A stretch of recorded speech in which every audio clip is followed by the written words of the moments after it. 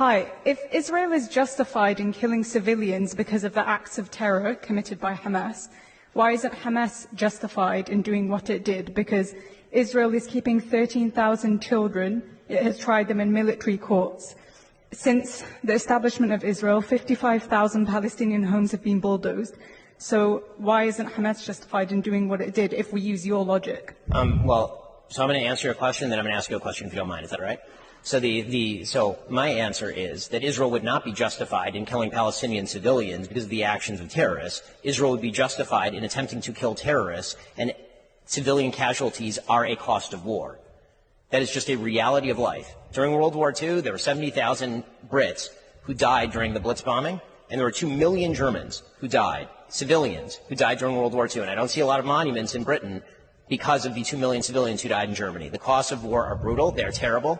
They're horrifying. There's a vast difference in moral scope between deliberately going into a civilian area and murdering everyone you can find and trying to kill a terrorist who is deliberately hiding beneath a civilian area, hiding their rockets in civilian areas, starving their own people. There is a vast difference. Okay, so now I get to ask my question, if you don't mind. So my question is, do you believe that there is a moral difference between Hamas going into, for example, Kfar Aza and murdering entire families, and Israel attempting to target terrorists and accidentally hitting civilians? Israel is effectively doing the same because Gaza is the most densely populated region in the world. There are 15,000 people per square mile. So does Hamas get immunity because they're there? So Hamas gets immunity. Israel has killed 3,500 children in the past 3 weeks. That's more children. That's more children than have died in conflicts around the world in each of the last 4 years. So just to be clear, your logic is that if you're a terrorist group located in a densely populated community, you hide behind civilians, you are now immune. Where are the children meant to go? So you're immune. Okay. That's a violation of the Geneva Conventions, but okay. You're now immune. Your logic is that if you're a Hamas terrorist... Since 2005, 23 out of every 24 conflict deaths have been Palestinian.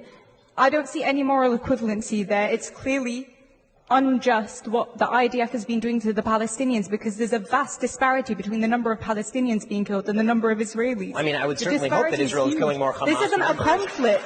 This isn't a conflict. This is one-sided ethnic cleansing. So, again, I'm just asking you, if based on the numbers, more Germans died than Brits in World War II, did that mean that the British were wrong in World War II? Because they did. Many more Germans died than Brits. Based on the numbers, does that mean that Britain was wrong in World War II? Britain wasn't bombing civilians.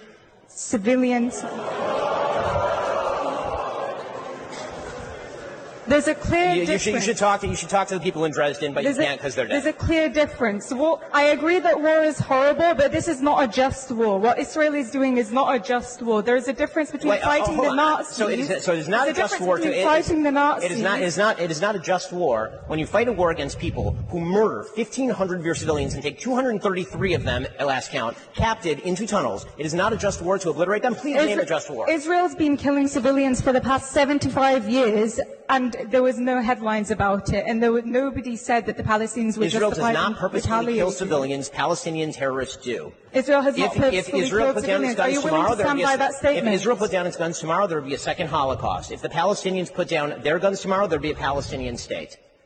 That is the reality. And let me ask you this. There would not be a Palestinian settlement. I'm just going to ask you the last question, the same question I asked her. Which part of Palestine is occupied?